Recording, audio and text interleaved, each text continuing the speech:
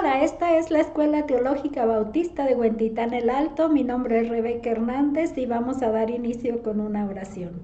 Gracias te damos, Padre, por la oportunidad de estudiar estos temas de teología y en especial sobre la Iglesia. Te pedimos tu guía para que podamos entender el plan tuyo en este propósito de crear una iglesia en la cual todos fuéramos parte. Te lo pedimos, Padre, en el nombre de nuestro Señor Jesús. Amén. Tenemos esta clase, como les había mencionado, solo que vamos a darle hasta acá. Esta es la eclesiología, es la clase, y nuestro texto de estudio es el Manual de Eclesiología de Herbie Eugene Dana. Se divide en dos partes. La primera es esta, historia de la idea iglesia. Y estamos el día de hoy en el capítulo 3, que se titula La Iglesia en la vida neotestamentaria. De manera preliminar se van a ver tres elementos que dieron a la eclesía cristiana un carácter nuevo y distintivo de la vida en la vida del Nuevo Testamento. O sea, a diferencia de los conceptos que se tenían, el nuevo y distintivo, sabiendo que era algo así. La primera elemento de estos es la personalidad única y el ministerio terrenal del Hijo encarnado, es decir, Cristo, nuestro Señor Jesús, fue en el que se origina. La iglesia tuvo su origen, naturaleza y plan en él. El segundo es el advenimiento especial del Espíritu Santo, es decir, que la eclesia recibió su eficacia para la realización de su misión de él. Por eso les dice, ¿no? Recibiréis poder cuando haya venido sobre vosotros el Espíritu Santo. En el punto 3, elemento 3, dice la respuesta de judíos y gentiles a la predicación del Evangelio. La Iglesia recibió su composición dual de ellos. Esta es otra parte importante de estos elementos, porque tanto judíos como gentiles, que nosotros entramos en esa otra categoría, fueron parte de la Iglesia en el Nuevo Testamento, de la Iglesia en el Nuevo Testamento. Entonces por eso le llaman composición dual de judíos y de gentiles. La Iglesia del Nuevo Testamento procedió del ministerio de Cristo, quien le proveyó una función específica. Mantiene una relación distintiva con el Espíritu Santo como administrador divino. Tenía una composición completamente nueva. Entonces, esto que nos quede claro, que igual ya vimos algunos conceptos, la forma en que se fue entendiendo acerca de la Iglesia. Y entonces hoy estamos entendiendo con claridad la nueva composición que tiene esta iglesia, ya en el Nuevo Testamento. Dice, la iglesia como una institución meramente cristiana se produjo como resultado de estos tres elementos, los que ya mencionamos, que pertenecieron a la era cristiana. Ahora se buscará la aparición más temprana de la eclesía luego del bautismo de Jesús. Teniendo en cuenta estos tres elementos, entonces el estudio de hoy nos va a llevar al origen. ¿Cuánto es que se puede contar como la primera vez que aparece ya esta iglesia como organización nueva? Esto es lo que vamos a ver.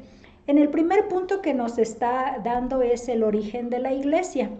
Dice entonces que el origen de la iglesia no puede fijarse de manera definitiva. La mejor teoría concuerda con los datos actuales del Nuevo Testamento.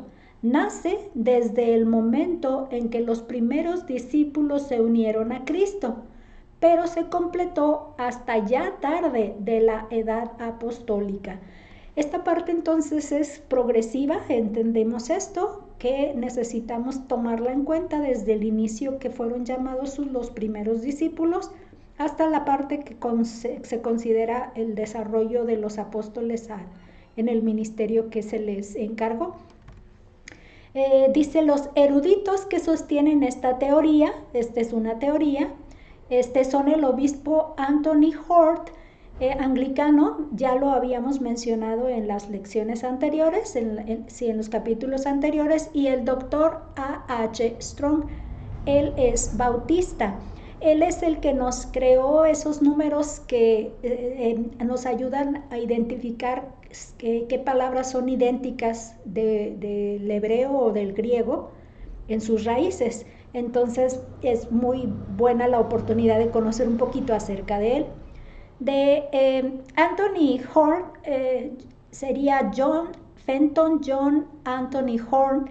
Ya vimos que fue un teólogo, editor y naturalista irlandés, nacido en Dublín. Pasó de rugbyista, decíamos que de rugbyista tiene que ver con el rugby, a la Universidad de la Trinidad de Cambridge, donde fue contemporáneo de E.W. Benson, de B.F. Westcott y de J.B. Lightfoot, solo para recordar.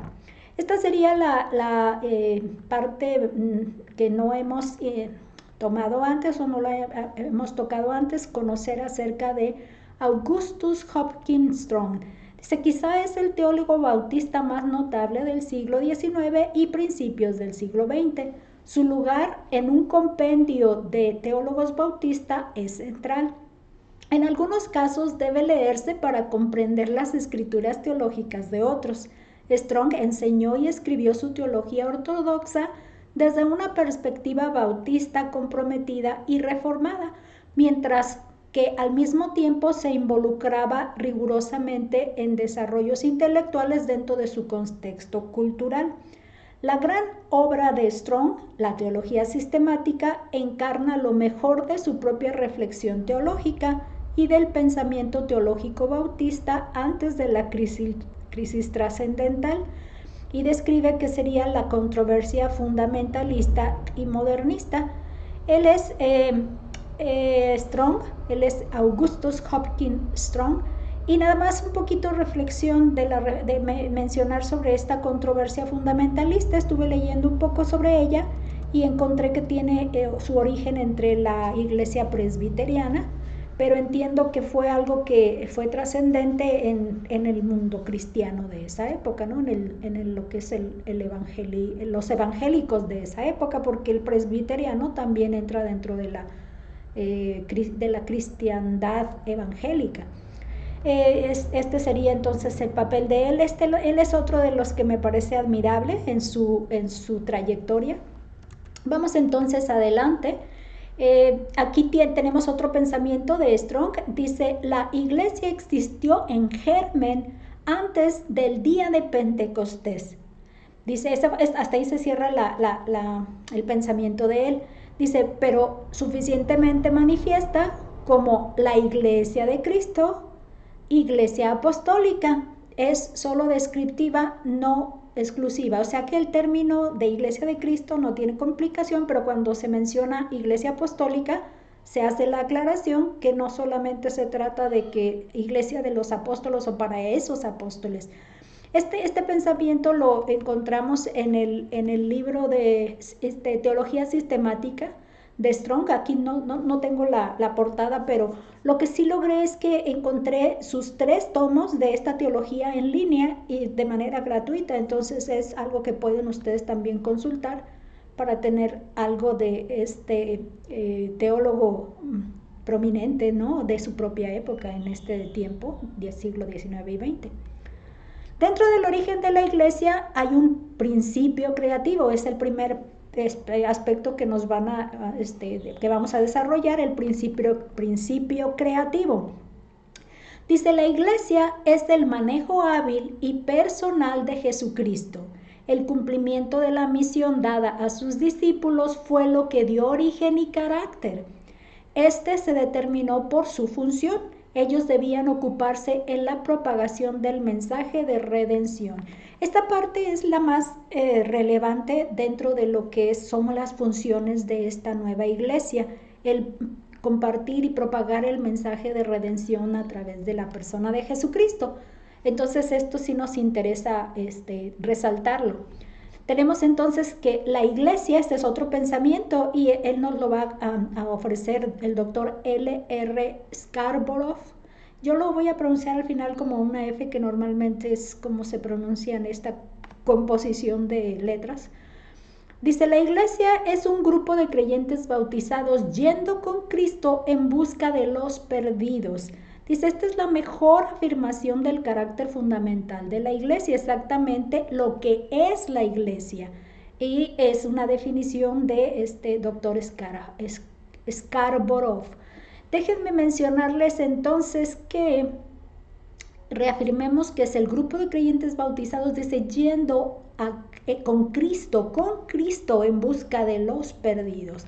Y bueno, de él encontré suficiente información. Él se llama Lee Rutland Scarborough, nacido en Colfax, Luisiana, uno de 5 hijos. Se convirtió a Cristo a los 17 años. Después de graduarse de la Universidad de Baylor, enseñó allí los 2 años siguientes.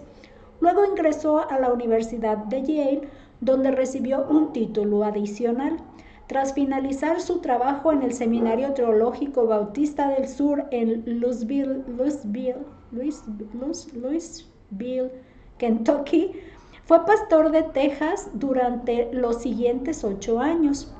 Fue al Seminario Teológico Bautista del Suroeste en Fort Worth, Texas, como profesor de la Escuela de Teología. Luego fue elegido presidente del seminario por los siguientes 27 años hasta que se jubiló. Entonces, también sirvió como presidente de la Convención General Bautista de Texas, vicepresidente de la Convención Bautista del Sur y vicepresidente de la Alianza Mundial Bautista.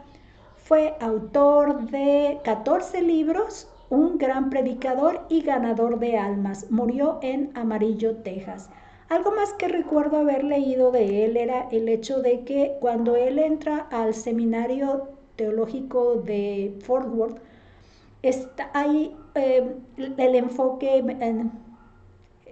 más bien a él se le vio como el capaz de poder quedarse en ese puesto. De alguna manera tuvo gran prominencia para poder estar elegido como el sucesor allí de ser presidente del seminario, ¿no? Es algo que también es admirable de él. Ok, avanzando. El segundo elemento del origen de la iglesia es los elementos originales, o sea, qué componentes tiene desde su origen, ¿no? Elementos que vienen desde su origen. Estos elementos, dice, la iglesia en forma naciente, primero, existió cuando a la llegada del reino, o sea, surgió, por fin existió, llegó a su existencia de inicio. Cuando a la llegada del reino, es decir, Jesús trayendo ese reino consigo, dice, Andrés trajo a su hermano Pedro ante Jesús y Felipe fue a buscar a Natanael. Entonces este sería el primer elemento de origen que sería que se debe considerar cuando ellos fueron y trajeron a alguien más para integrarlo en este seguir a Jesús. El punto número 2 dice, cuando Jesús encargó a sus discípulos que bautizaran a todos los que aceptaban su ministerio. Esto me trae a la mente que en la narración de los evangelios se mencionan a los discípulos bautizando en un inicio y luego más adelante es muy, en el progreso. Ellos estuvieron con Jesús en algún periodo hasta ser llamados definitivos, de hecho. Entonces, este hecho de poder estar bautizando es parte de lo que Jesús les pidió, porque el relato hace esa mención. Eran los discípulos los que bautizaban, no Jesús, pero los hacían identificarse con ese mensaje que predicaba Jesús. El reino de los cielos se ha acercado. Ha llegado el momento tan esperado por los años, ¿no? A través de la predicación de los profetas. El punto 3 de estos elementos originales es cuando los 12 y luego los 70 fueron enviados en su misión. ¿Se acuerdan que iban de 2 en 2 siempre? Entonces primero fueron enviados 12, luego los 70, este sería el punto 3 de esos elementos. Y el cuarto dice, cuando se estableció la institución de la Cena del Señor, se agregó un elemento distinto de su aspecto funcional, la celebración inicial de una ordenanza. Este acto de celebrar la cena fue un elemento importante, aunque diferente, en el sentido de que, que entra precisamente como parte de las diferencias, ¿no? Cuando por primera vez se celebra la ordenanza, la cena del Señor. Y en la cena del Señor los apóstoles solo eran discípulos, participaron sobre la base de esa relación que es común a todos los creyentes, o sea que no fueron apóstoles primero y luego tuvieron la cena. Eso nos dice que todos los que somos discípulos de Cristo estamos ya identificados con la fe, o sea, creyendo, es que entonces estaríamos siendo parte de este grupo para celebrar esta cena. O sea, esa es la parte que hace clara aquí, que no hay ninguna categoría especial para poder tener ya esta práctica. Entonces dice, es esa relación común a todos los creyentes. Dice, poseían las características esenciales de una iglesia, celebrando una ordenanza que fue encargo propio y sagrado de la eclesía. Esta ordenanza fue un encargo el Señor dice, pero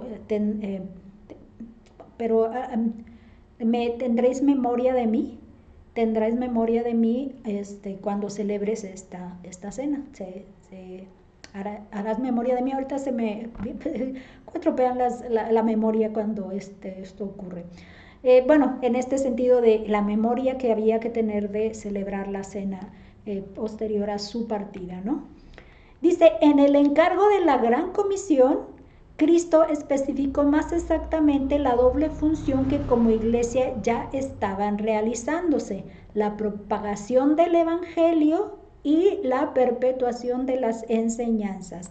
Esta es Mateo 28, 19 y 20, donde menciona ir y hacer discípulos a todas las naciones, enseñándoles que guarden todas las cosas que os he mandado, y aquí yo estoy con vosotros todos los días hasta el fin del mundo. Entonces habla de hacerles guardar todas las cosas que Él les ha enseñado. Este primer punto entonces es, nos trae ahora a lo que sería el segundo punto del estudio, que sería el crecimiento de la iglesia. Dice que dentro de este crecimiento, dice que cuando la Gran Comisión, la iglesia estaba en una fase naciente por dos razones vitales. Está empezando a crecer. Ya tenemos entonces estos primeros elementos que nos otorgan a la iglesia, pero ahora estamos viendo cuáles serían su historia, ¿no? A través de su nacimiento y su crecimiento progresivo. Cuando la Gran Comisión, dice, la iglesia estaba en su fase naciente por dos razones vitales. Uno, aún no había llegado a ser una realidad definida en la conciencia de sus componentes, o sea, de sus discípulos. Todavía no estaba bien definida en la conciencia de los discípulos. Y la dos es, no habían asumido ningún modo definitivo de vida corporativa, o sea, sus funciones o sus prácticas o la parte activa de agencia activa que se mencionaba en el estudio anterior todavía no estaba asumida, todavía no estaban hechos cargo de eso.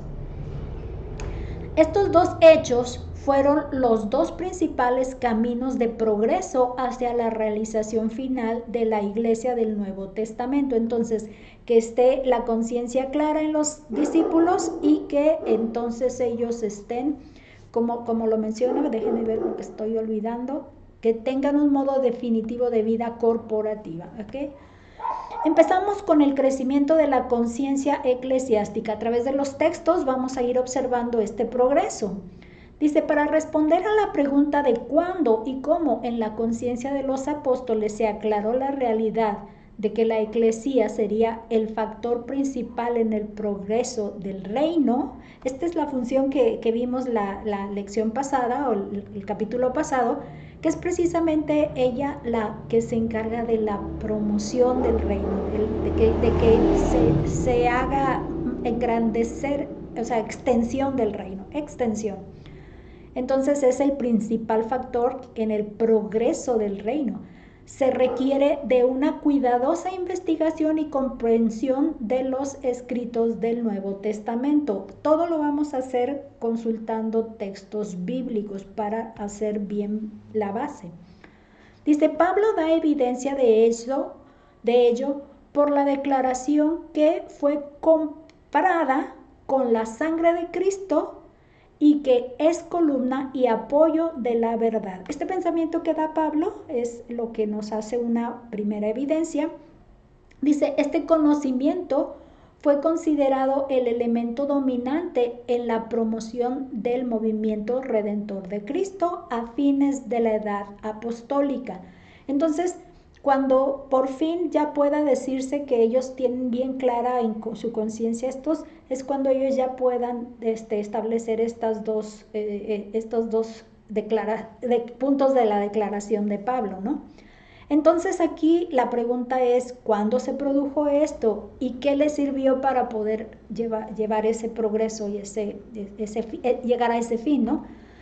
El primero de ellos, de los elementos o de esas cosas que le ayudaron, dice que no fue, primeramente, el primer punto de reflexión dice, no fue dado al cristianismo como una repentina revelación, vino como un desarrollo gradual. Entonces esta conciencia no fue repentina, revelación así repentina, sino que fue algo gradual, pensamiento de iglesia, ¿no? En la vida del Nuevo Testamento dice, no hubo una aparición angelical a Pedro y a los apóstoles instruyéndoles a organizar ya una eclesía, ni Pablo lo refirió así a Timoteo en algún momento de sus viajes misioneros. O sea, ni siquiera fue una revelación angelical, o ni siquiera Pablo lo enseñó de la enseñanza que él recibió del Señor Jesucristo, así como a los que iban con él en sus viajes, en este caso Timoteo. Entonces no hubo algo específicamente. Entonces, basados en este punto de desarrollo gradual, vemos que el absoluto conocimiento del papel de la Eclesia en las actividades del reino vino como un desarrollo. Es probable que muchos años después de haber resucitado su maestro, el de los discípulos entendieron el sentido pleno de las palabras.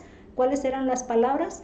Mateo 16, 18. Y yo también te digo que tú eres Pedro, y sobre esta roca edificaré mi iglesia, y las puertas del Hades no prevalecerán contra ella.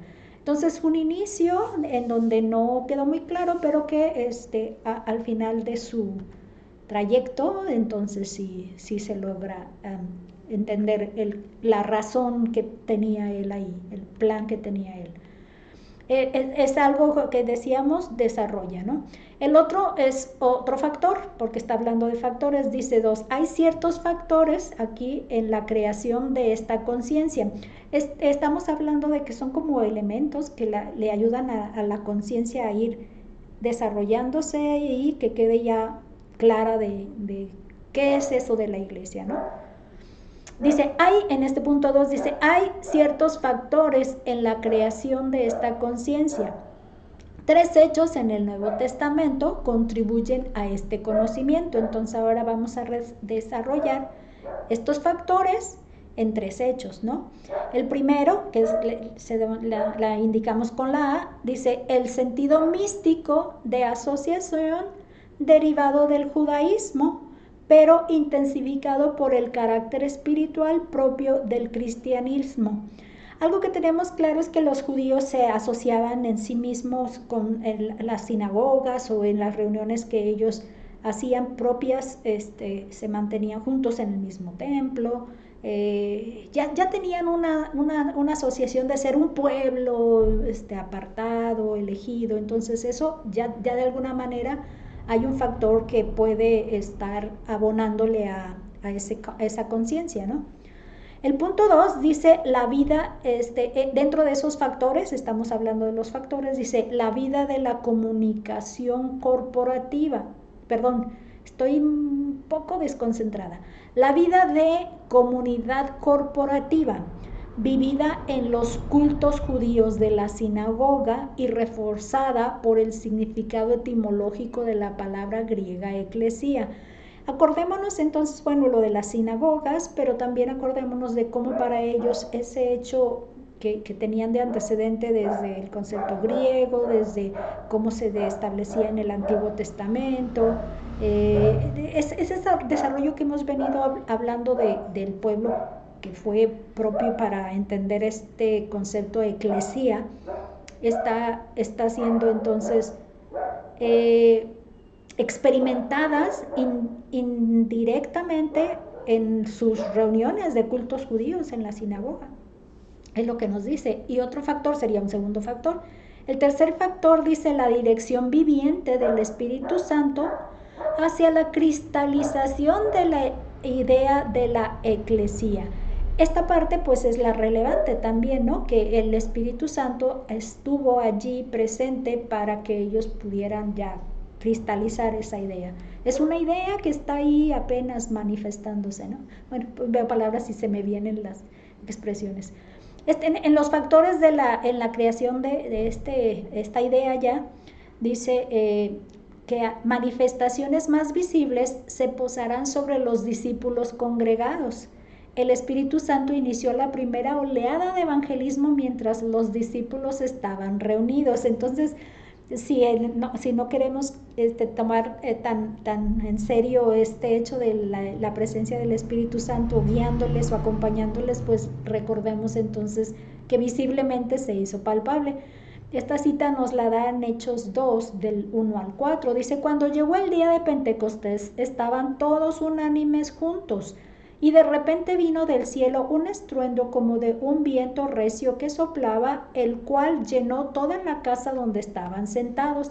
Y se les aparecieron lenguas repartidas como de fuego, asentándose sobre cada uno de ellos. Y fueron todos llenos del Espíritu Santo y comenzaron a hablar en otras lenguas, según el Espíritu les daba que hablasen.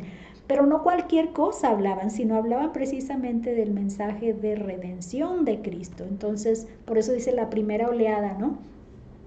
Algo más dice, luego del Pentecostés, el Espíritu Santo reunió a las personas que fueron salvas en una asamblea común. Dice que esta sería probablemente la correcta traducción como una asamblea común, que en este caso no sería todavía, eso es lo que también podemos entender, que no sería todavía el concepto que queremos que ellos hagan conciencia, ¿no? En el texto griego de Westcott y Horn, en el estudio pasado les había mencionado que es este personaje que había tenido contacto con Fenton John Anthony Horn, que fue un teólogo, editor y naturalista irlandés. Conoció a Westcott estando en su preparación en Brooke Foss Westcott, que es un clérigo y erudito inglés, y entre ellos dos escribieron o hicieron este Nuevo Testamento griego. Entonces ellos nos ofrecen esta mejor interpretación con respecto a que esa iglesia no sería el concepto exacto de cómo se estaría entendiendo se quiere que ellos lleguen a entender la idea de una iglesia. Nos dice que el Espíritu Santo inició el ministerio de Pablo a los gentiles en medio de una asamblea de creyentes en Antioquía.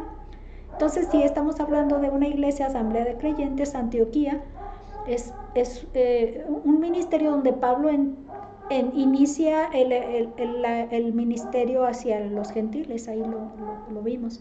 Los apóstoles y dirigentes hablaron el mensaje del evangelio a gente congregada en asamblea, y la organización en iglesia ya como creyentes bajo la dirección del Espíritu Santo.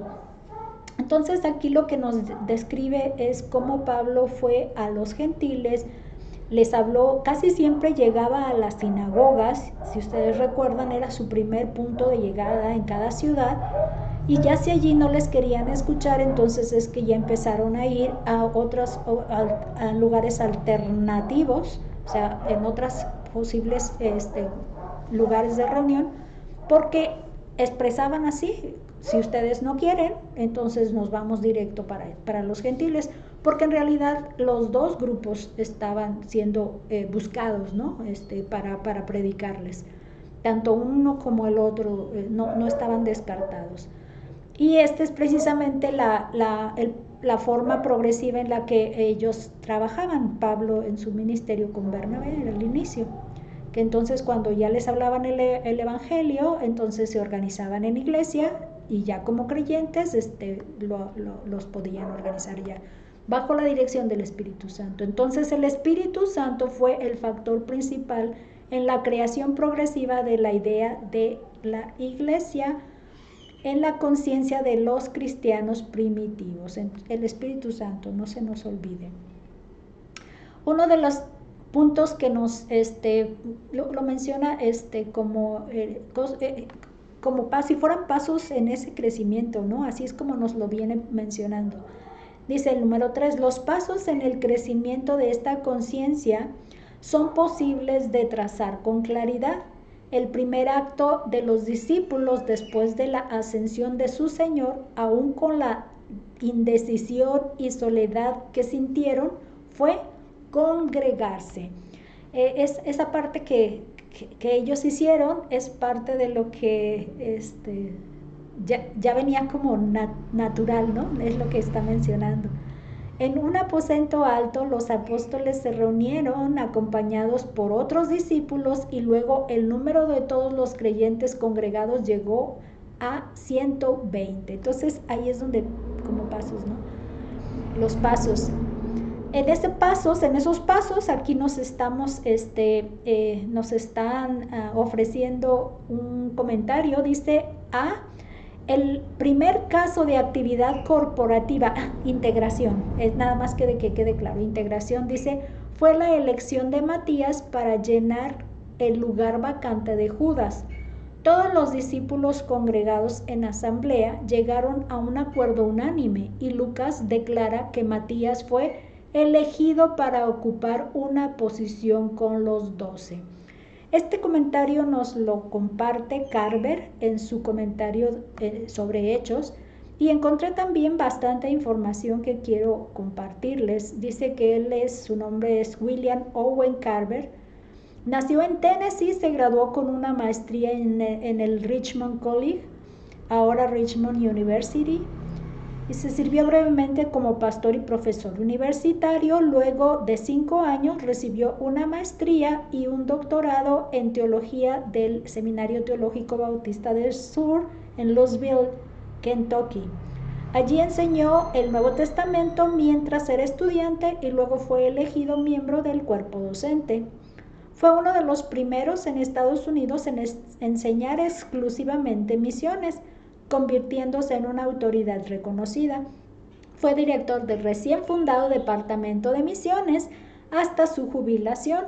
Fue uno de los primeros nombrados para el Comité Teológico Estadounidense del Consejo Mundial de Fe y Orden.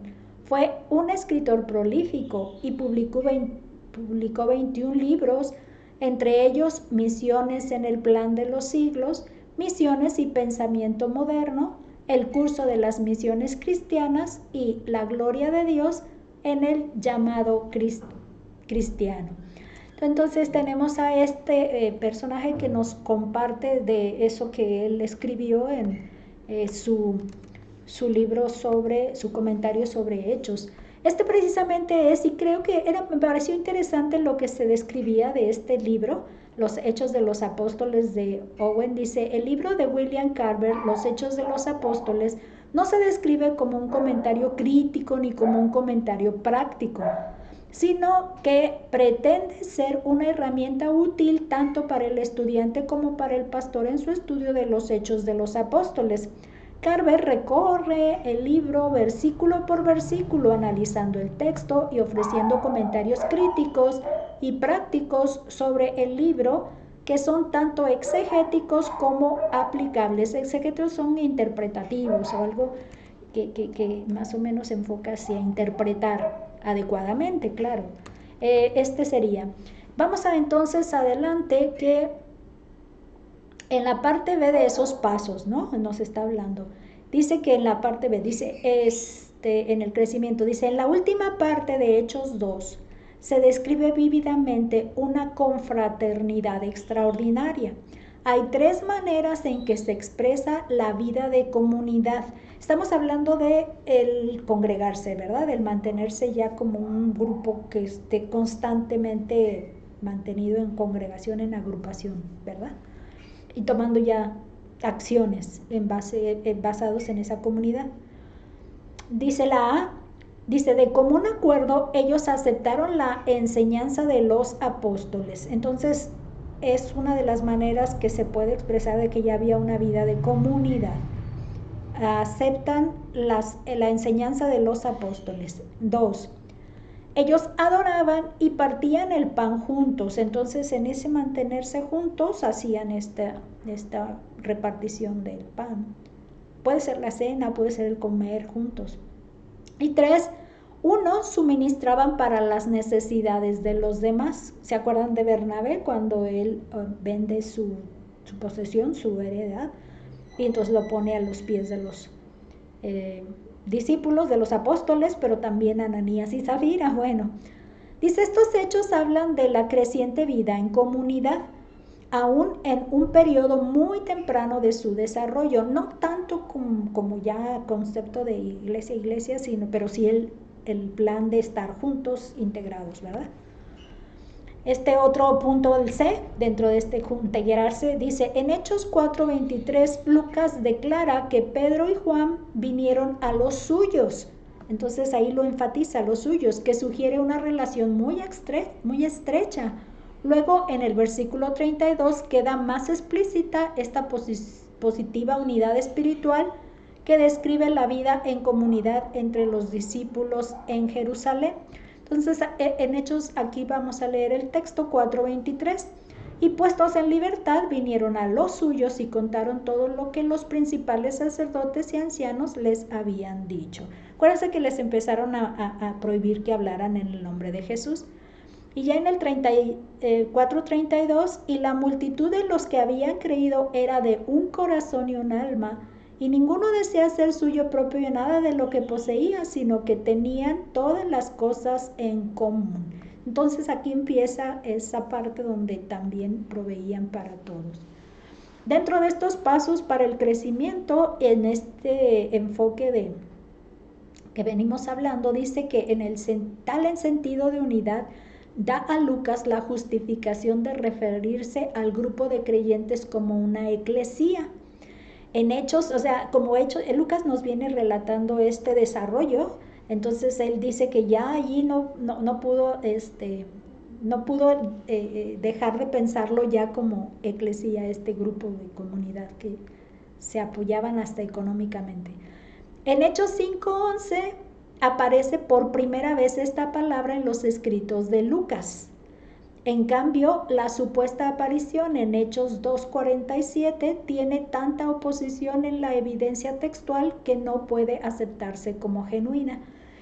Lo que nos está haciendo aquí reflexiones en el concepto ya más desarrollado de eclesía, todavía no se le podría decir en Hechos 2:47 que sea una iglesia, pero en Hechos 5:11 sí. De hecho, podemos leer los dos. Dice, y vino gran temor sobre toda la iglesia y sobre todos los que oyeron estas cosas. Fíjense, en este capítulo 5 es cuando Ananías y Zafira ofrecen solo una parte de la heredad que vendieron, diciendo que era toda para la que habían recibido para ofrecerla. Entonces ellos, dicen los apóstoles que ellos intentaron mentir al Espíritu Santo y perdieron la vida en ese evento. Y este hecho que sucedió les despertó mucho temor a toda la iglesia, sobre todo los que oyeron esto. Entonces, ese fue ya donde menciona iglesia como concepto más formado, ¿no? Y aquí el argumento es que de 2:47, alabando a Dios y teniendo favor con todo el pueblo, el Señor añadía cada día a la iglesia los que habían de ser salvos, aunque es un argumento que nos dice que hay que ser salvos para estar en la iglesia. Se menciona que no tiene la fuerza suficiente para entender que ya estaba conformada de manera más fortalecida, ¿no? Seguimos adelante, dice los fundamentos dentro de esta misma punto que tenemos. Le puse una letrita C para entender que estamos dentro de ese subtemita apenas, ¿no? Dice los fundamentos, la compañía, estamos hablando de esto, los fundamentos para describir a la compañía de creyentes como una eclesía son suficientes, pero no es posible suponer que los discípulos mismos ya habían llegado a la plenitud del tipo de organización diseñada por su Salvador, a la cual el Espíritu Santo los iba guiando. Esta es la parte que a mí también me llama la atención, que aunque pudiéramos nosotros estarla leyendo y decir esto es componente para ya una iglesia como formada en todos sus elementos, es muy difícil poder determinar que para ellos ya estaba en su mente la plenitud de cómo debe quedar organizada. Dice, las numerosas comunidades cristianas en Judea y Galilea probablemente fueron nombradas asambleas en arameo, que sería Edkat o Kenishta. Dice, aunque eran iglesias distintas en su vida y actividad, es decir, que no tenían los elementos que estamos concretando, concluyendo que eran parte de esa iglesia que sí estaba dentro del pensamiento del Señor Jesucristo. Cuando no tenían esas características todavía, dice, es probable que consideraran a la iglesia en Jerusalén como un tipo de iglesia madre, y en especial las de Judea, por su conciencia judía. Como decir, la dependencia de ellas como iglesia madre, ellos es probable que sí se hayan sentido como con esa dependencia todavía, porque no estaban formadas como una independiente iglesia. Se piensa que ese era en ese punto del proceso, ¿no? Iban. En la letra D de estos elementos o pasos que van para ver ese crecimiento, tenemos en Hechos 11. Dice que aparece una decidida transición en el desarrollo de la idea de iglesia. La nueva comunidad cristiana que surgió en Antioquía había ocupado su lugar en la propagación de la causa del Mesías. Fue tan ardiente su anuncio del mensaje que allí se les llamó cristianos por primera vez. Estos son la primera iglesia de gentiles que no eran judíos, casi seguida así de la de Jerusalén. Entonces está ellos formados ya, se organizan como una iglesia. Entonces ahí ellos están compartiendo la palabra como parte de ese compartir la palabra, el mensaje de Cristo. Se les llama cristianos por primera vez. Hay un comentario aquí que vamos a leerlo ahora, pero este es el texto donde se ve narrado ese hecho. Hechos 11:26 dice, y se congregaron allí todo un año con la iglesia y enseñaron a mucha gente, y a los discípulos se les llamó cristianos por primera vez en Antioquía. Este comentario nos lo hace precisamente el autor en la parte de refuerzo. Dice, la palabra griega Christos era una traducción de la palabra hebrea o aramaica para Mesías. De aquí que cristianos era el término griego para mesianistas. Y parece que el nombre surgió por el hecho de que los discípulos en Antioquía tenían muy a flor de labio la palabra Christos, Mesías. Entonces como que, de hecho me hizo recordar a la hermanita de la iglesia Nazaret de allá de Cuba, que ella, esa era su palabra principal para empezar el evangelio. ¿Tú ya te han hablado de Cristo? ¿Habías oído hablar de Cristo? O sea, y Cristo, no hay frase que no saliera como iniciativa donde estuviera involucrada la palabra Cristo.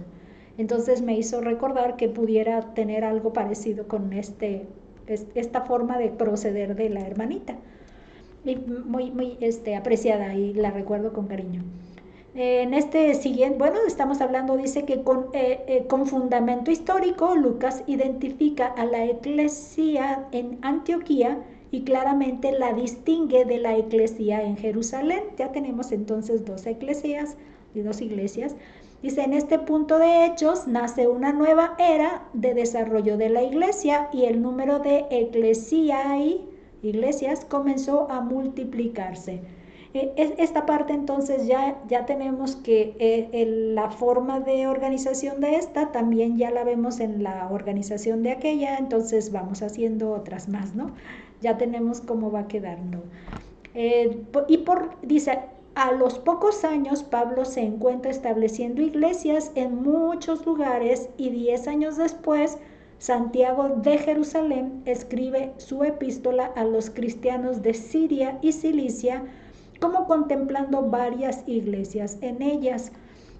Esta parte nos hace una referencia de la carta de Santiago, es la epístola universal de Santiago, que menciona que pudiera estar allí involucrando que hay muchas iglesias, ¿no? Allí. De hecho, nos da dos referencias en Santiago 2:3. Dice, mirad con agrado al que trae la ropa espléndida y le decís, siéntate tú aquí en buen lugar, y decís al pobre, estate tú allí en pie o siéntate aquí bajo mi estrado. Sí está hablando de que en esos dos lugares, Siria y Cilicia, estamos hablando de que es una extensión de territorio que estuviera involucrando tanto iglesias en un lugar como iglesias en otro. De Santiago 5, y que estuviera hablándoles o recomendándoles no ser, como decir, tomar favoritos de la apariencia que ven que tienen, ¿no?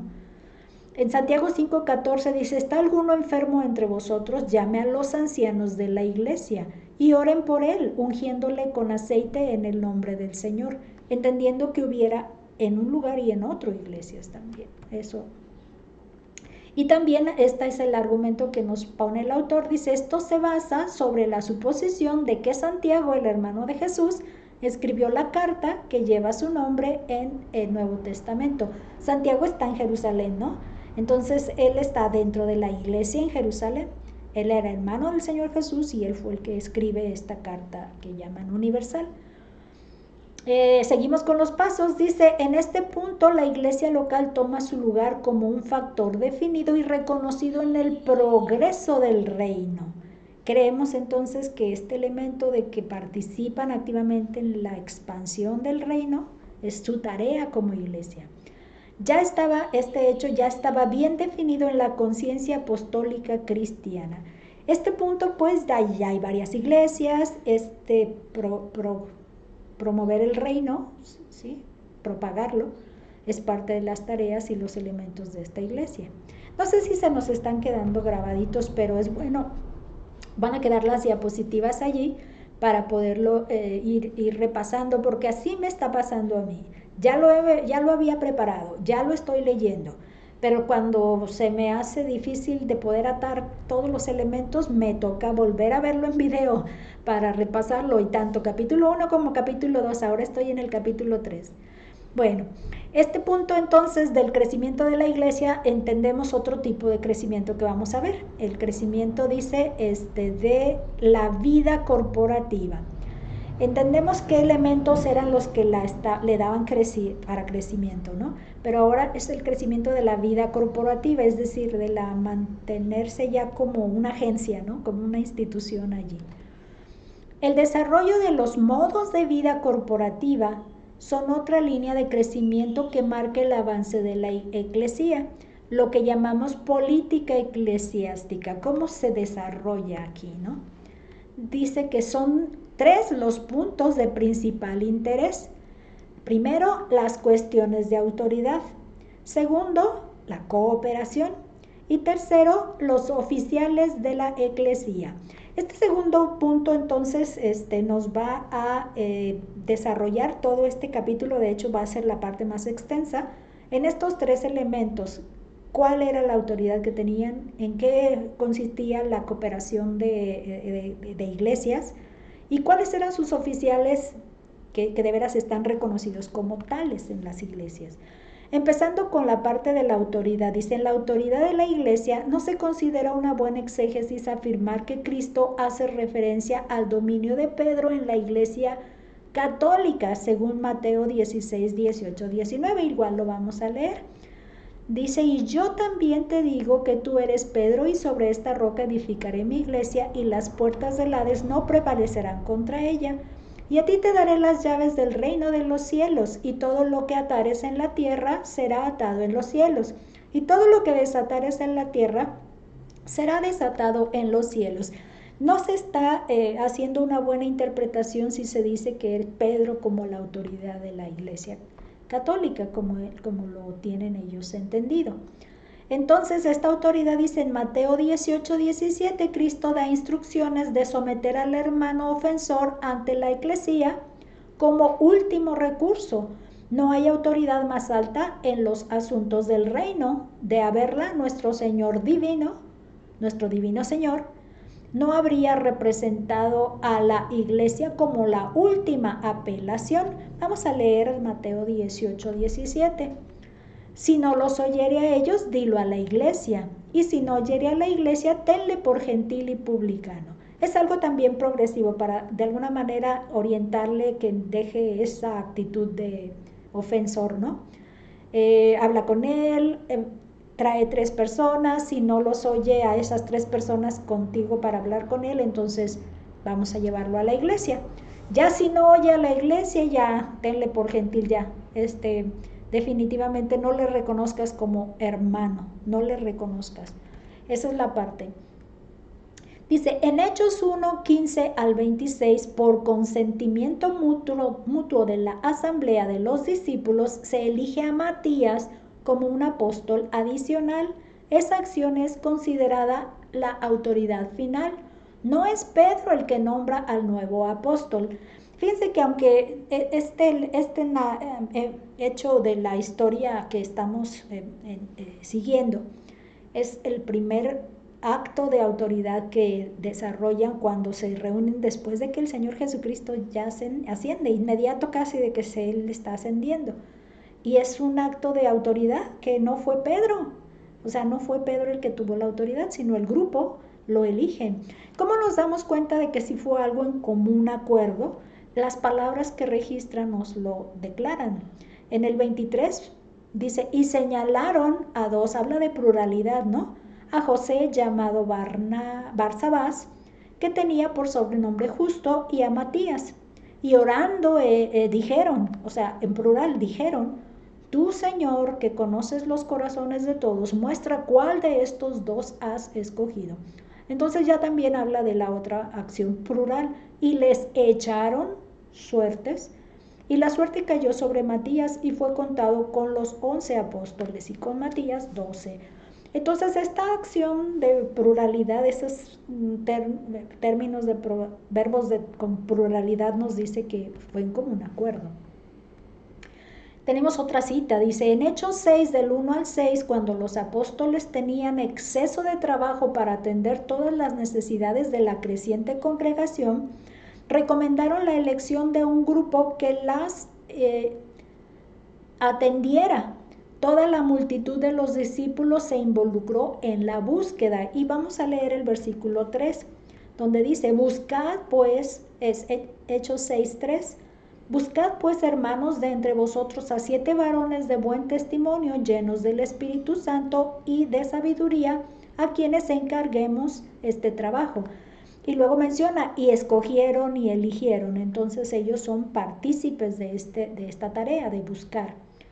Toda la multitud eligió a personas competentes y las presentaron a los apóstoles. La congregación eligió a los oficiales y los apóstoles los ordenaron para su obra.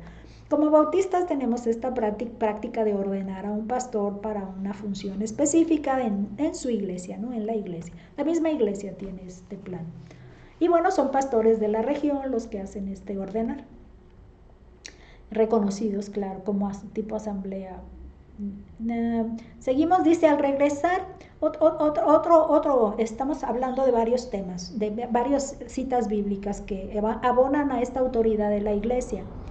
Al regresar Pablo y Bernabé de su primer viaje misionero, consideraron que su principal responsabilidad era con la iglesia local, que a través de sus dirigentes habían puesto las manos sobre ellos y les habían enviado a la obra misionera. En Hechos 13:3 dice, entonces habiendo ayunado y orado, les impusieron las manos y los despidieron. Es cuando los mandan. Y de regreso en Hechos 14:27 dice, habiendo llegado y reunido a la iglesia, refirieron cuán grandes cosas había hecho Dios con ellos y cómo había abierto la puerta de la fe a los gentiles. Entonces ellos entienden que tienen responsabilidad con quienes los enviaron y ahí fueron. Que de hecho también me trajo a la mente que mi iglesia Getsemaní no me envió para ir de estudiante, bueno, ni mucho menos de misionera a Cuba cuando estuve de estudiante, y de alguna manera lo más que yo pude entender que podría dar a mi iglesia era compartir una carta de motivos de oración. Pero sí recuerdo que este fue un malentendido que se dio por el pastor que recién estaba entrando, haciendo pensar que me estaban enviando y que si yo veía una obra posible allá, que la iglesia la iba a iniciar. Pero sí fue un malentendido y no prosperó en ninguna manera con ese pensamiento. Seguimos en la autoridad de la iglesia. Dice, la primera empresa misionera del reino se realizó bajo los auspicios de una iglesia local, allí en Antioquía. Cuando surge una disensión entre los cristianos gentiles y los judaizantes de cumplir las costumbres judías, se decidió consultarlo con la iglesia en Jerusalén. Seguimos en esta iglesia que es de gentiles y llegan los judaizantes a implicar nuevos argumentos de elementos que tenían que cumplir para considerarse realmente salvos. Versículos 1 y 2 nos dicen los detalles de este hecho. Dice entonces, Hechos 15 del 1 al 29, pero versículos 1 y 2. Entonces algunos que venían de Judea enseñaban a los hermanos, si no os circuncidáis conforme al rito de Moisés, no podéis ser salvos.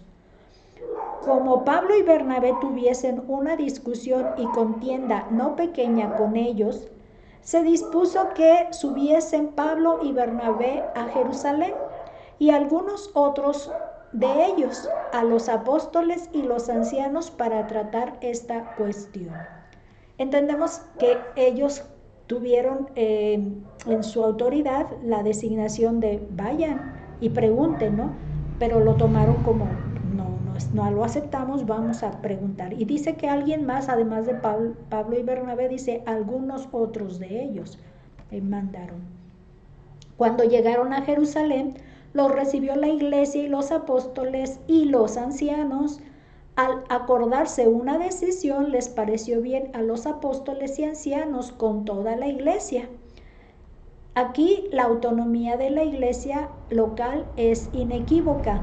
Tanto una iglesia para venir y hacer planteamientos, como la otra, como decir vamos a concluir algo, hay independencia de una tanto como la otra.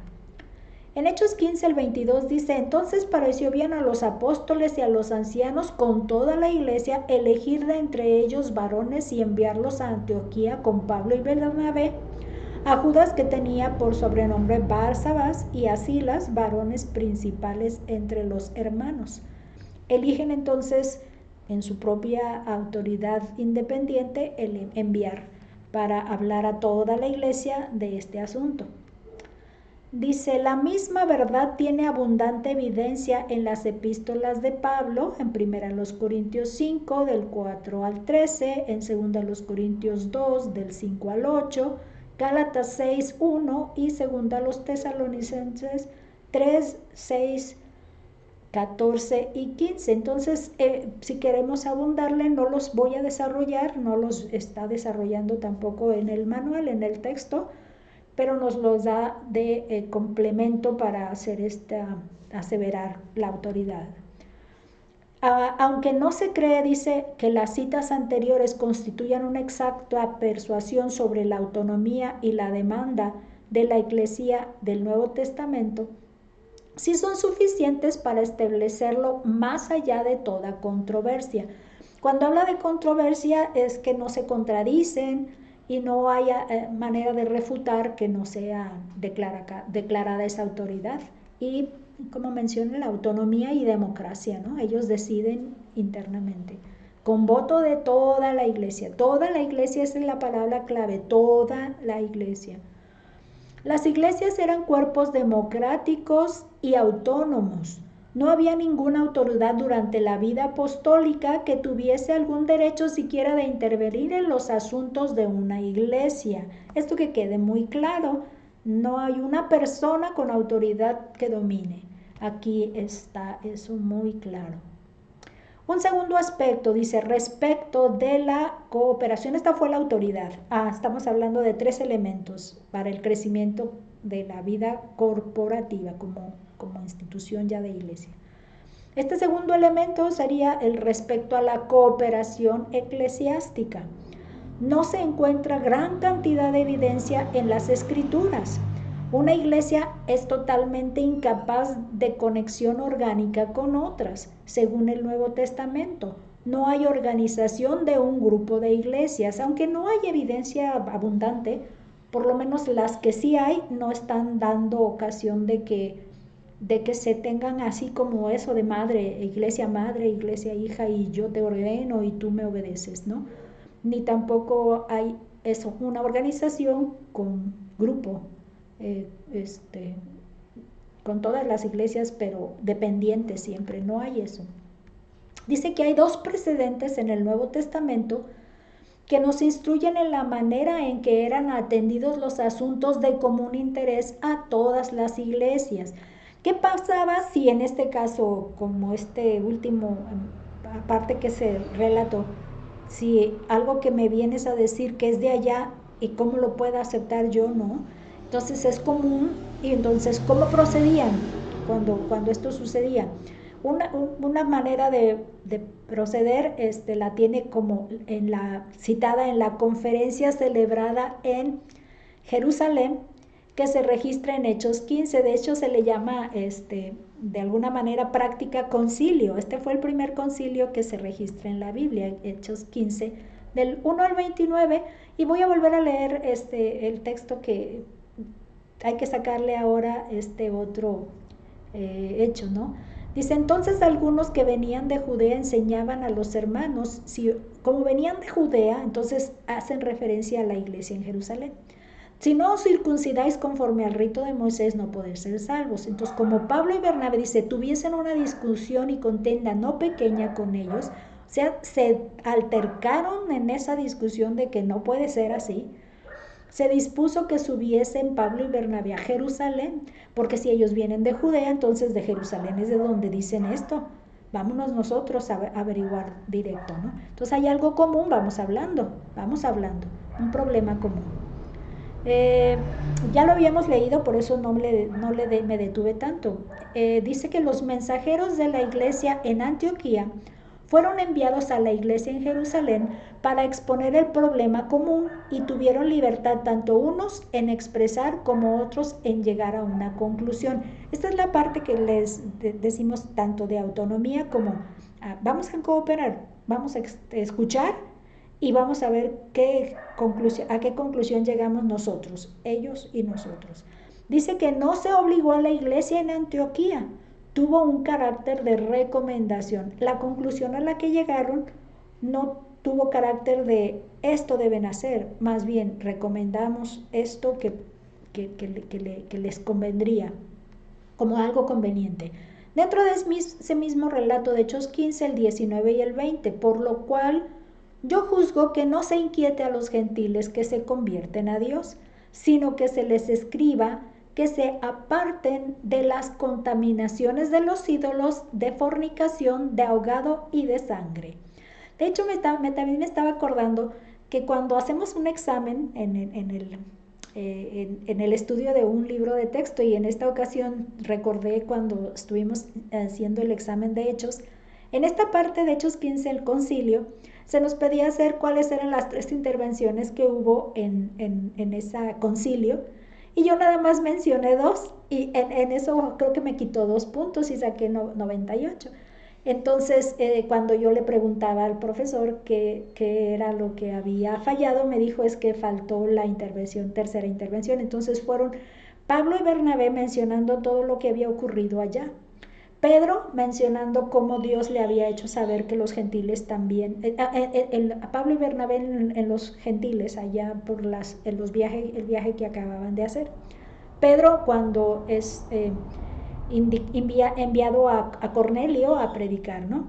Y en el caso de Jacobo Santiago, era precisamente este Santiago que era como el pastor o el anciano de la iglesia en Jerusalén, el principal allí. Él hace mención que también entiende que hay bases bíblicas allí en donde se les incluye y que no podemos negar que estaban previstos para ser parte, pero que no como judíos con las costumbres de la circuncisión, pero sí en estos elementos de apartarse de la contaminación de los ídolos, de fornicación, de ahogado y de sangre, que tiene que ver con vida cristiana y normas cristianas. Nos menciona que las iglesias bautistas se convocan cuando desean encontrar medios de organización en asuntos de conciencia denominacional, una empresa misionera y educativa unida. Nombran mensajeros, se reúnen en un lugar designado y se constituyen como una organización independiente, sin autoridad de regular o dictar normas para ninguna iglesia. Nuestra Convención Nacional de México y nuestras convenciones regionales tienen esas funciones, que nos podemos mandar mensajeros para tomar decisiones en ellas y tratar asuntos de conciencia denominacional que involucren a todos. Esa sería la parte que nosotros tenemos como una forma justificada con esta forma del concilio que hubo aquí en esta ocasión. Se pueden dar recomendaciones a las iglesias, pero la iglesia local puede aceptarlas o no. Su derecho de rechazarlas debe ser en todos los casos total y sinceramente respetado. Yo solo te digo lo que te conviene, pero eres libre, ¿no? Y en la segunda parte de este hecho de la cooperación, estamos hablando de una cosa común que les involucraba tanto a una iglesia como a otra. Ya me estoy concentrando, por lo menos esto sí se me está quedando. La parte B dice, la ofrenda que Pablo levantó para los santos desamparados en Palestina es otro precedente de la cooperación entre las iglesias. Esta cita es Hechos 24:17 y está también Romanos 15, 25, 26. En Hechos 24:17, pero pasados algunos años vine a hacer limosnas a mi nación y presentar ofrendas. Entonces él está hablando de llevar dinero para la congregación de Jerusalén, mi nación, y presentar ofrendas en Jerusalén. En Romanos 15, 25 y 26 dice, mas ahora voy a Jerusalén para ministrar a los santos, porque Macedonia y Acaya tuvieron a bien hacer una ofrenda para los pobres que hay entre los santos que están en Jerusalén. Esta es otra manera de tener cooperación, entonces, que él por medio de una ofrenda puede ayudar y colaborar con los pobres de esta otra región. Fíjense que de aquí me estaba no sé si en este punto o más adelante me estaba acordando que cuando me fui de estudiante allí a Cuba, al seminario, una de las hermanitas que de hecho de la iglesia de Benecer, ahora la hermanita está de la encargada de proclamación, me dijo, Rebe, si ves que hay algo en lo que podamos ayudar económicamente, me dices. Así me lo mencionó. Y ese pensamiento que ella me dio me hizo pensar que hubo más personas, que había más personas de la red de oración que se logró formar para orar por este proyecto de estudios allá, tendrían el mismo pensamiento. Entonces fue que yo tuve la promoción de ayudar a algunas necesidades que se presentaron en mi estancia, pero también entendiendo que yo, a través de mi percepción, no me entrevisté con personas para decir qué necesidad tienes, más bien a través de mi propia percepción de lo que alcanzaba yo a ver. Ahora sí que no puedo saber más que si Dios me guiaba a hacer y tomar esos. Hubo varias buenas experiencias de que así fue, que Dios me guió y bendijo en el momento oportuno.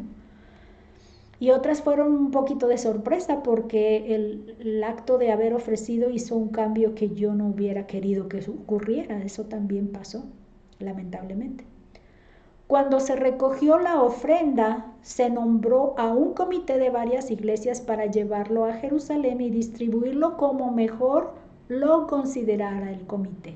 Esta parte es la que yo sí, que se me vino a la mente con este pensamiento, que yo misma determinaba. De hecho, también otra hermanita de Getsemaní, en esta ocasión de Getsemaní, me decía, esta ofrenda ahí te va. Y le digo, para mí no hace falta, lo podría compartir. Compártelo como tú quieras, pero es para ti. Tú decides lo que vas a hacer con ella. Entonces tuve la oportunidad a no quedarme yo con esa ofrenda, sino hacerla compartir. Entonces, este hecho de distribuirla como mejor me parezca fue mi propia experiencia, ¿no? La base que tenemos aquí bíblica está en 2 Corintios 8:19 y Hechos 22:4. Segunda los Corintios 8:19 dice, y no solo esto, sino que también fue designado por las iglesias como compañero de nuestra peregrinación para llevar este donativo que es administrado por nosotros para gloria del Señor mismo y para demostrar vuestra buena voluntad. Resalté ahí la parte donde menciona que administrados por ellos. Hechos 24 dice, y les acompañaron hasta Asia Sópater de Berea, Aristarco y segundo de Tesalónica, Gallo de Derbe y Timoteo, y de Asia Tíquico y Trófimo. Lo que me llamó la atención de este texto es los diferentes lugares, ciudades que están mencionándose que acompañaron a Pablo, porque ya Pablo está yendo de regreso a Antioquía o a Jerusalén, quiere llegar a Jerusalén, pero no quiere venir por mar, porque empezaron a planear hacerle daño para tomar su vida. Entonces él prefirió irse por tierra, de regreso por Éfeso y por esa región que antes había recorrido, y ellos, todo este grupo de misioneros acompañantes, lo llevaron, lo acompañaron, fueron con él, pero mencionan diferentes ciudades, ¿no? Que indica que cooperaban con ese ministerio de compartir el Evangelio. En los principios del Nuevo Testamento hay armonía en que las iglesias cooperen en alguna empresa en común a través de comités o juntas, usando su mejor juicio para los gastos de dicha empresa. Que sean nombradas en asambleas denominacionales es lo más razonable y conveniente. Entonces, si estuviéramos hablando de una convención que quiere enviarse, vamos a pensar a Marruecos, que está muy retirado de nuestra zona, pues allí lo envían y entonces se les respalda con diferentes elementos para que ellos hagan tal cosa, ¿no? Realicen tal cosa. Entonces ese tipo de planes sí se puede entender que se hagan en nuestras iglesias como una asociación de iglesias, convención de iglesias. Nuestro plan de cooperación denominacional tiene buen apoyo en las Escrituras. Es una justa causa de satisfacción, pero debe ejercerse con mucha cautela para no infringir los derechos de la iglesia local. Si por ejemplo se quiere ir a apoyar a una iglesia local con ayuda de todas las iglesias, hay que entender que ellos son independientes, autónomos y que no se les puede imponer ahí nada. El punto 3, estábamos hablando de las tres cosas que se consideraban, elementos que se consideraban dentro de del crecimiento de la iglesia, que sería la autoridad, la cooperación, vean cómo sí me estoy ahora acordando, y la tercera, los oficiales de la iglesia. Dice, dentro de los oficiales de la iglesia no serán considerados los apóstoles, profetas y otros que no pertenecen a la vida estructurada de la iglesia. Eso es algo que también llamó la atención, aunque dentro de la iglesia está habiendo estas otras funciones, dijéramos, como dones que Dios también así en la palabra se mencionan. Como oficiales no serían sus funciones, no como oficiales. Y esta es la primera, porque ya como estructura de iglesias no salen a la vista de que también sean ellos oficiales. En Hechos 6 tenemos la primera mención de oficiales definida y conectada con una eclesía local. Los 7 son elegidos para servir a las mesas. Entonces, esta es la primera referencia que vamos a observar. En Hechos 6, el 5, por ejemplo, dice: y agradó la propuesta a toda la multitud y eligieron a Esteban, varón lleno de fe y del Espíritu Santo, a Felipe, a Prócoro, a Nicanor, a Timón, a Parmenas y a Nicolás, prosélito de Antioquía. Aquí lo que tenemos claro es que toda la multitud eligen a estos hermanos. Dice que la primera mención de ancianos, en este caso, está en Hechos. Esos son los diáconos, o los 7, y aquí menciona los ancianos. Está en Hechos 11:30. Luego aparecen las funciones oficiales que tenían en la iglesia. Estas evidencias combinadas aseguran que había un servicio oficial definido en la iglesia del Nuevo Testamento y que había 2 grados de oficiales, obispos y diáconos, o en este caso ancianos y diáconos. De estas 2 referencias es que entonces queda claro que como oficiales solo hay 2 grados. Son los obispos, y los diáconos, pero como grados, o sea que no son oficios a la misma responsabilidad y jerarquía, diríamos.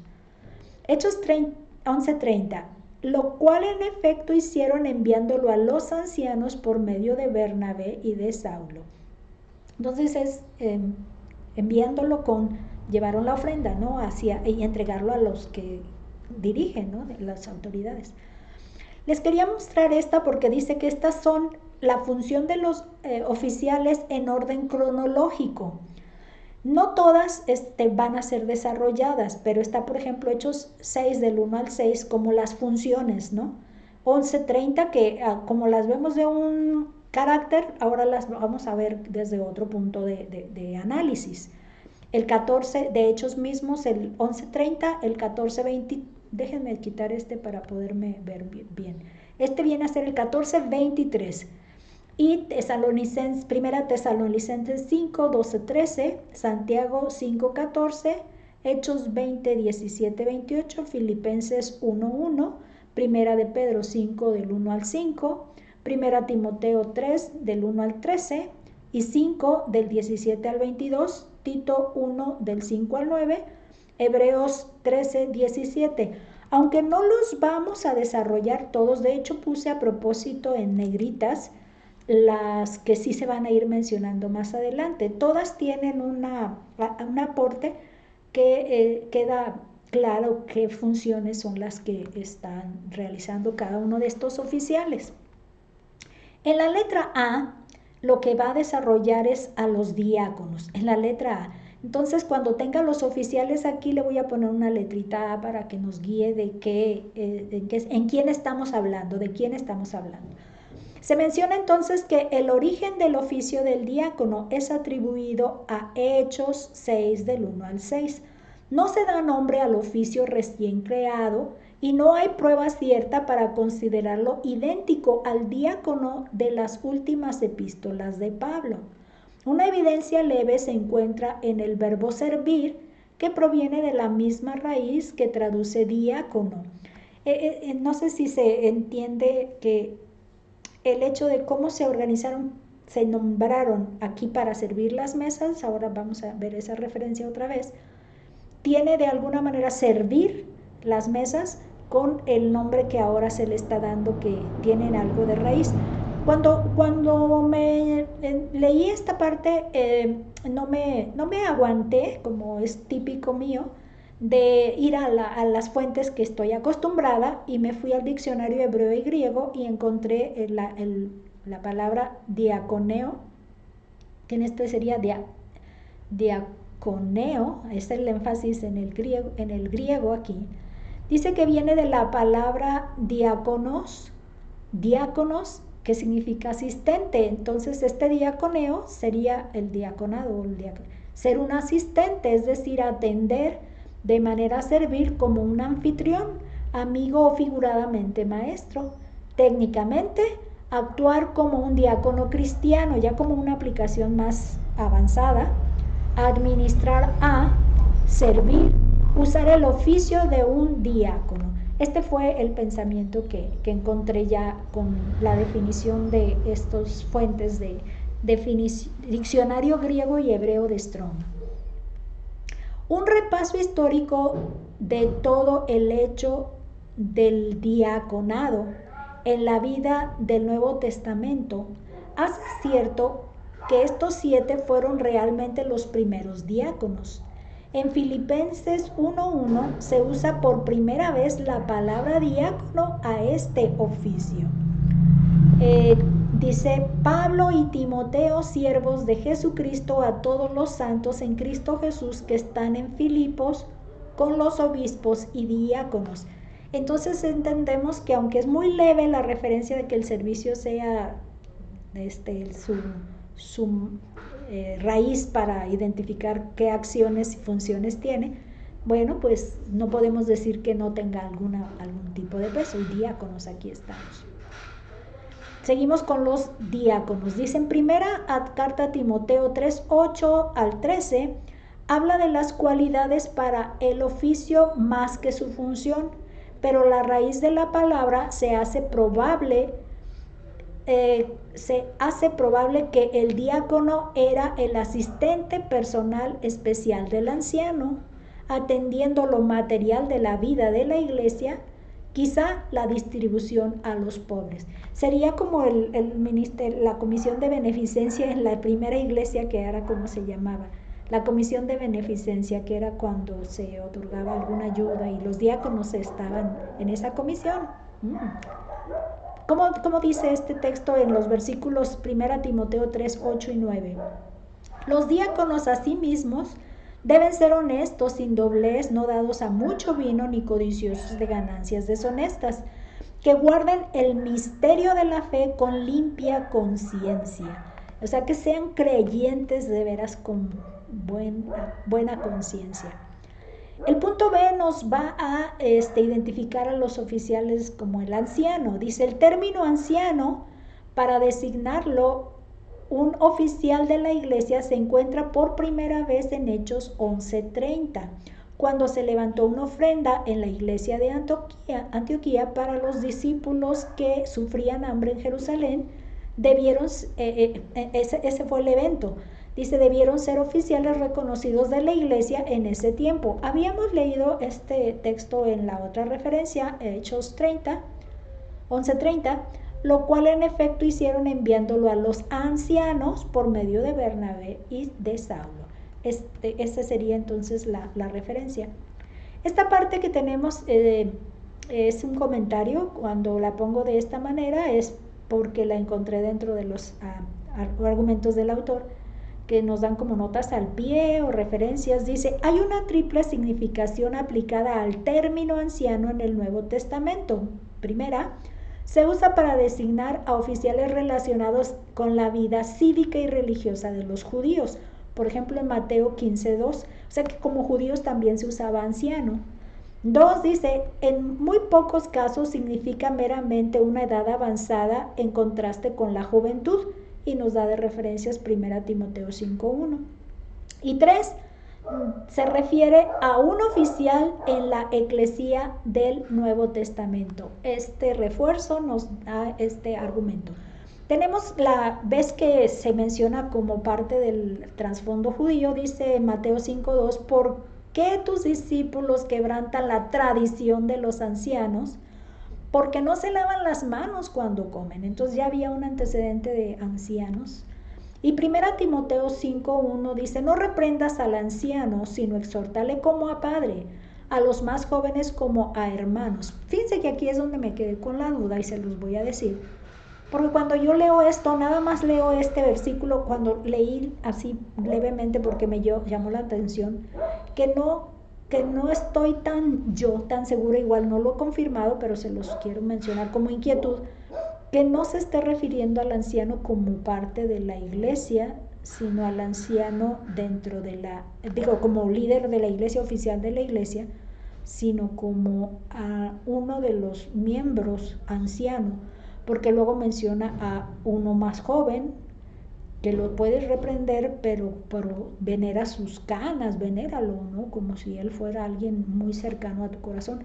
En el siguiente versículo lo que tienes que habla de las ancianas y de que a las más jóvenes como hermanas, como a madres y como hermanas. Entonces estoy con la inquietud de que no está en esa sintonía de oficial de la iglesia, porque en realidad aquí, aunque está Timoteo estableciendo ancianos dentro de la iglesia, no sé por qué no me da esa claridad de que se esté refiriendo a la instalación y cómo proceder ante ellos, no me da, pero bueno.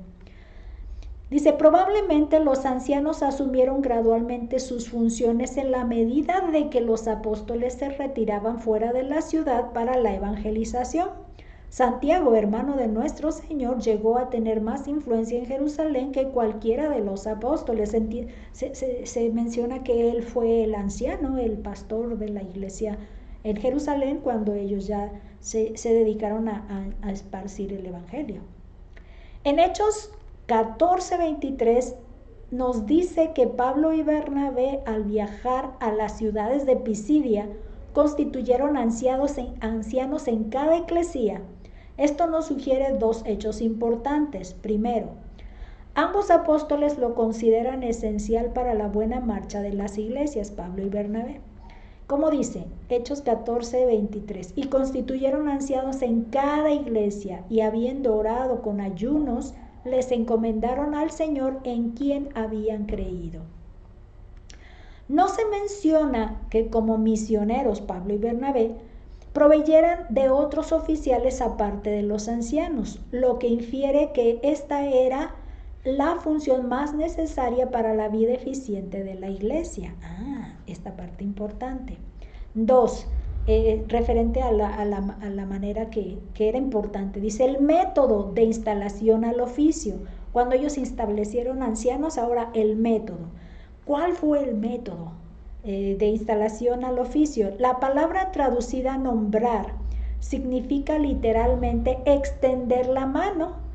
Esto es votar levantando la mano. Aun cuando la palabra se aplicó a muchos casos de nombramientos sin elección popular, es decir, que todos participen votando, no hay razón suficiente para rechazar la fuerza natural del término aquí. Lo que nos está ilustrando aquí es el hecho de que cuando dicen para nombrarlos, involucra el hecho de que se levante la mano y se vote por esos que van a ser nombrados. El método de elección sería similar al que describe Hechos 6 del 1 al 6, ya que Bernabé estuvo presente en ambas ocasiones.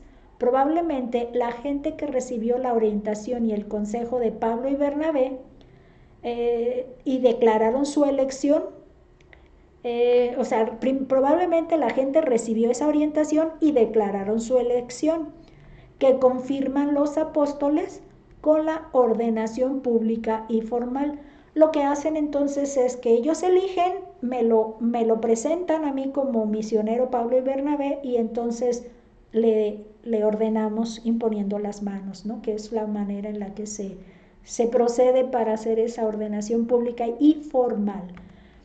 El mismo hecho de constituirles ancianos dice que fueron para ellos, de acuerdo al uso del griego, y no sobre ellos, pues carece de una preposición, que si se tratara de que los gobernaran como autoridades legalistas, dijéramos así, necesitan una preposición para que se interprete y se traduzca como este concepto, sobre ellos. En cambio, cuando dice constituirles ancianos, la referencia es para ellos, implicando que los intereses y derechos de los miembros fueron enteramente respetados. El plan de esto es que sean en beneficio para ellos. No sé si se entiende la explicación. En Hechos 20, 17, 28 se habla más de la función de este oficio. Pablo está regresando de su último viaje, yendo a Jerusalén y se detiene en Mileto, enviando por los ancianos de Éfeso. Vamos a leer el texto, Hechos 20, 17 y 28. Enviando pues desde Mileto a Éfeso, hizo llamar a los ancianos de la iglesia. Por tanto, mirad por vosotros y por todo el rebaño en que el Espíritu Santo os ha puesto por obispos para apacentar la iglesia del Señor, la cual él ganó por su propia sangre. La referencia que nos hace es que el anciano es llamado obispo, que en griego significa sobreveedor.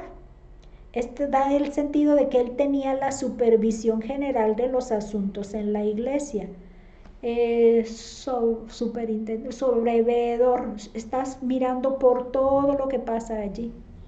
Dice que la palabra griega traducida apacentar significa cuidar, como un pastor, pastorear, el principal custodio de los intereses espirituales de la iglesia. Esta entonces involucra dos elementos: observar todo para que estés supervisando que todo vaya bien, pero también ver la parte del cuidado, del pastoreo, la parte del crecimiento espiritual. Esta parte es la que aquí se hace mención en ese texto que acabamos de leer. Su título fue anciano por el respeto que se le tenía al oficio. Por su función de sobreveedor fue llamado obispo. Y como cuidador espiritual del rebaño fue llamado pastor. Estamos hablando de 3 nombres, títulos, que cada uno tendría un argumento para poderlo sostener por qué se les da. Entonces, pero reconociendo su liderazgo, su oficio, por respeto es anciano. Por su carácter de estar supervisando todo, sobreveedor, obispo. Y por el cuidado espiritual que va a tener, cuidando las ovejas, los miembros, pastor. Vamos a leer Primera de Pedro, el capítulo 5 del 1 al 3. Ruego a los ancianos que están entre vosotros, yo anciano también con ellos, y testigo de los padecimientos de Cristo, que soy también participante de la gloria que será revelada. Apacentad la grey de Dios que está entre vosotros, cuidando de ella, no por fuerza, sino voluntariamente, no por ganancia deshonesta, sino con ánimo pronto, no como teniendo señorío sobre los que están a vuestro cuidado, sino siendo ejemplos de la grey, que es el término que tú usas para compartir de la manada, de la grey, del grupo. Los ancianos eran dirigentes espirituales de la congregación, pero no sus gobernantes. Vean que de tipo legislador, de legal, ¿no? Con autoridad legal.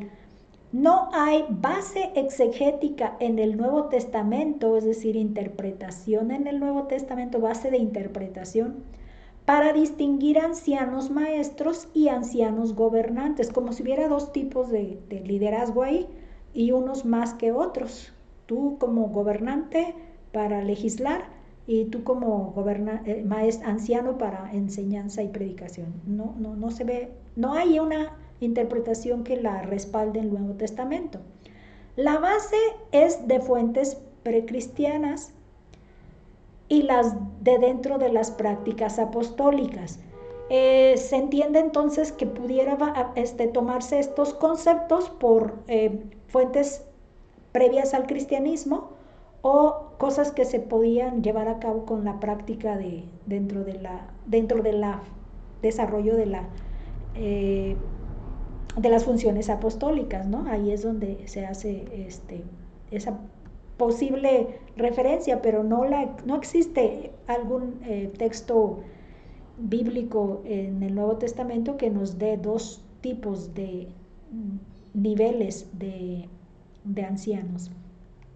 Esta referencia que nos da en el argumento del autor nos la da de Farbine, Studies in Religion and Theology, que dice: nosotros podemos decir, el derecho divino del episcopado ha muerto. Murió debido a la luz creada por la crítica histórica. No hay duda alguna de que el obispo moderno no tuvo lugar en el Nuevo Testamento. El mismo oficio, de acuerdo con el aspecto en que se le consideró, fue distintamente designado, obispo y presbítero. Cada iglesia era una hermandad. A ningún hombre le fue concedida la supremacía sobre ella. Esta parte entonces nos la ofrece con ese refuerzo de entender que no hubo un gobernante y una supremacía, que un hombre autoridad de todo el grupo de la iglesia. ¿Quién es Farbaim?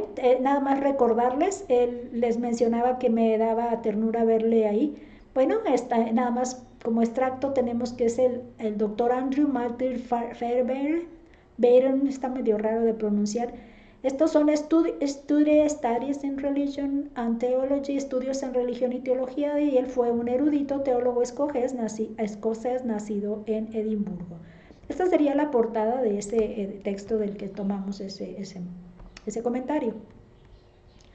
Entonces, dentro de los oficiales seguimos, hay una referencia en 1 Timoteo 5:17, dice, presenta una interpretación demasiado peligrosa y forzada al demandar que presenta dos clases de ancianos, que enseñan y que gobiernan, sobre todo porque no existe otro pasaje en el Nuevo Testamento que dé apoyo a tal concepto.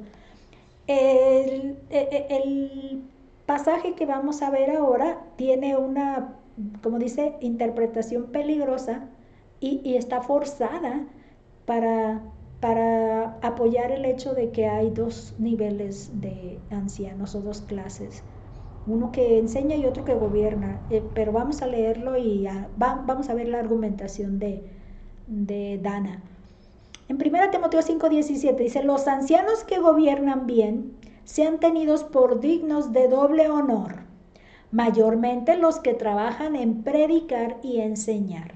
Es como si mencionara que los que gobiernan bien, pero los que más agreguen a su gobierno predicar y enseñar, como que si tuvieran doble función ahí de niveles, ¿no? Así da esa intención.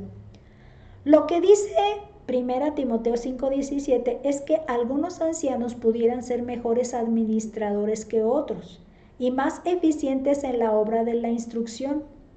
Y de ser así, ellos serían merecedores de una compensación especial, que si me voy a las raíces de las palabras que se incluyen, podría yo decirle así, esto fue lo que yo le argumento, doble pago. ¿Por qué decidí que podría incluir ese doble pago? Porque me dio inquietud de investigar un poquito, y esta versión de Spanish Reina Valera con números strong me permite checar la palabra original del griego, que tiene ese elemento que me hace inclinar a pago. A mí me lo dio, pero lo tuve que confirmar de algunas otras fuentes. 1 Timoteo 5:17 dice, los ancianos que gobiernan bien sean tenidos por dignos de doblada honra. Doblada ya sabemos que significa dos veces o dos montos. Y honra, cuando me pongo a investigar la palabra, que estos son los números de Strong, aparece money. Bueno, es que tengo la versión en inglés. Dinero. Entonces habla de aportar económicamente doble, porque están tomando mejor servicio, ¿no? Se involucra más en el servicio. Dice, mayormente los que trabajan en predicar y enseñar, como que si estuviera habiendo más esfuerzo de actividad en el ejercicio de su liderazgo, más que un gobierno como autoridad legal, estuviera entonces en predicar y enseñar como una doble función que estuviera realizando. No me quedé con esa suficiente idea de ver los orígenes, pero por ejemplo, notas sobre la Biblia de Albert Barnes, que es una de mis fuentes más recurridas en estos días, encontré referente al versículo siguiente de 1 Timoteo 5:17, ahora el 18, dice, de la cita que se hace en 1 Timoteo 5:18, en relación con este tema, parecería probable que el apóstol también hiciera alguna referencia a su sustento o lo que era necesario para su sustento. Nada sería más razonable que si sus deberes en la iglesia interferían en sus empleos regulares, en su llamamiento secular, sus hermanos contribuyeran a su sustento. Esta es la parte que sí es el tiempo que va a dedicar es más para servir acá en la iglesia, entonces habría que pensar en darles más para su sustento. El segundo texto o el siguiente texto de contexto nos dice que sí tenía que ver un poco más con esa referencia de darle un mayor sostenimiento. Dice que no cabe duda que los términos anciano, obispo y pastor se aplicaron al mismo oficio. Entonces los únicos oficiales conectados con la iglesia del Nuevo Testamento fueron el anciano y el diácono, que fueron elegidos por el voto de la congregación. Tito 1:5 no contradice esto. Por esta causa te dejé en Creta para que corrigieses lo deficiente y establecieses ancianos en cada ciudad, así como yo te mandé. O sea, ¿quién los debía establecer? ¿Tito? ¿Establecer ancianos? O sea, esa es la parte que argumenta, no lo contradice. Dice, Pablo le dice a Tito que constituyera ancianos en las iglesias de Creta. El verbo traducido por constituir o poner es el mismo usado en Hechos 6:3, donde la iglesia debía seleccionar a los oficiales y los apóstoles lo de nombrar o literalmente apartar o ordenar para la tarea.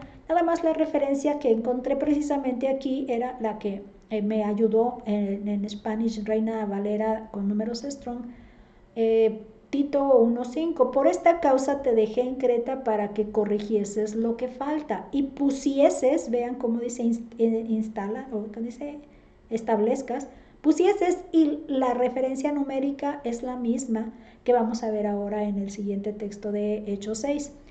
Pusieses ancianos por las villas, así como yo te mandé. En esta parte de Hechos 6:3, buscad pues, hermanos, 7 varones que de vosotros que de buen testimonio, llenos de Espíritu Santo y de sabiduría, los cuales pongamos. O sea, la acción que dice pongamos viene como resultado de que ya se habían buscado, que fue la congregación, buscado esos miembros de parte de ellos, y ellos ya nada más los iban a poner como instalados para su oficio. Sin duda, el mismo método fue común en todos lados donde trabajaron los apóstoles o sus representantes personales, como en el caso de Timoteo y Tito. Son representantes de Pablo, ¿no? En esos lugares. Las iglesias eligieron a estos dirigentes, dice, las iglesias eligieron y estos dirigentes aprobaron la selección y formalmente ordenaron para su oficio a los elegidos. Ellos nada más hicieron la parte formal de instalarlos ya formalmente. Ok, estamos llegando a la parte de la conclusión, y la parte de la conclusión encierra todo un solo párrafo que hace un resumen de todo lo que vimos. Estamos viendo la iglesia en la vida neotestamentaria. La conclusión es que la eclesía era un cuerpo local e independiente, servida por 2 grados de oficiales, ancianos y diáconos, con derecho de soberana elección en la disposición de sus asuntos, en el planteamiento de sus normas y selección de sus oficiales, actuando como una agencia práctica para la propagación del mensaje de la redención de Cristo y congregándose regularmente en el primer día de la semana para el culto. Y aquí precisamente ya terminamos esta lección. Espero que haya sido enriquecedora para ustedes. Invitarlos para que en donde estoy colocando este video puedan ustedes bajar las diapositivas que voy a poner y bajar también este cuestionario, que es el cuestionario 4, abarcando el tema de este capítulo 3, y esperarlos en una próxima emisión. Vamos a orar para terminar. Gracias, Padre, te damos por la bendición que nos das de conocer cómo pensaste a través del mensaje de tu Hijo Jesús el hecho de tener una iglesia con oficiales, con autonomía, con libertad de decisión y democracia dentro de la iglesia. Gracias, Padre, porque hoy en día podemos gozar de todos estos elementos que contiene nuestra iglesia y nos sentimos como parte de ella y nos gozamos de ser un cuerpo, Padre. Gracias por la bendición de conocer acerca de este plan tuyo para nosotros. En el nombre de nuestro Señor Jesús, te damos gracias. Amén. Nos vemos en una próxima.